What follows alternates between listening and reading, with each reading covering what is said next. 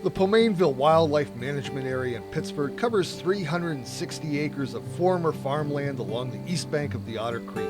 Thanks to partnerships with the Pomainville family, Ducks Unlimited, and other conservation groups, this unique property was acquired by the Vermont Fish and Wildlife Department in 2005. Its diverse habitats are now being managed and restored for the benefit of both wildlife and fish.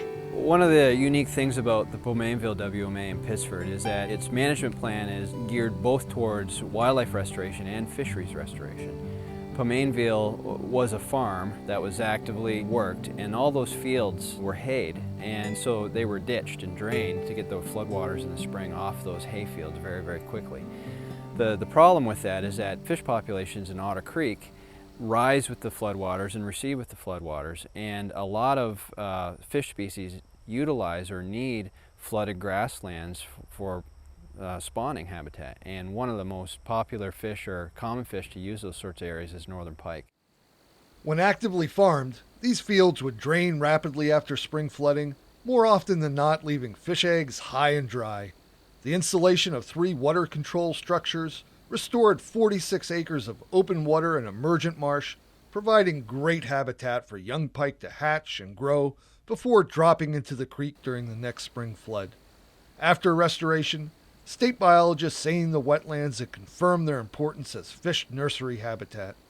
We found hundreds of little 2.5 to 3-inch pike, very healthy, eating a lot of aquatic insects that were also becoming part of the natural impoundments there through the restoration.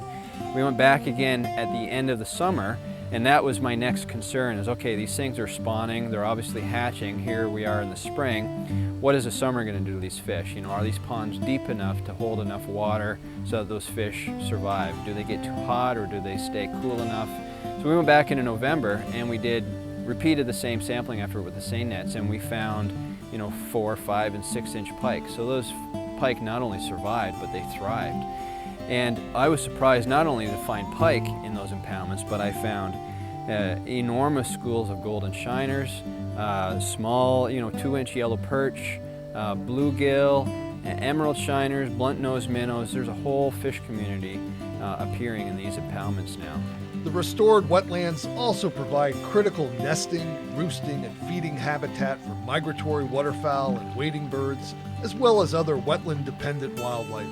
Old fields on the WMA that are not flooded are managed for a variety of grassland bird species like bobolinks and savanna sparrows by annually mowing the fields well after young birds have fledged. The other thing that we're doing along the Otter Creek on the Pomainville ownership is establishing a wider forested buffer along the Otter Creek itself for several hundred feet, where we're actively going in and planting species like silver maples and some elms and some ash to widen that forested buffer along the creek. And again, those riparian areas immediately adjacent to the creek are highly valued by a lot of wildlife species, and we think it'll enhance those wildlife values significantly by establishing that riparian zone. The Pomainville WMA showcases a variety of habitat enhancement techniques that can be used by private landowners. In just a few years, this easily accessible WMA off US Route 7 has become a hotspot for wildlife and people who enjoy hunting and watching wildlife as a result of active habitat management.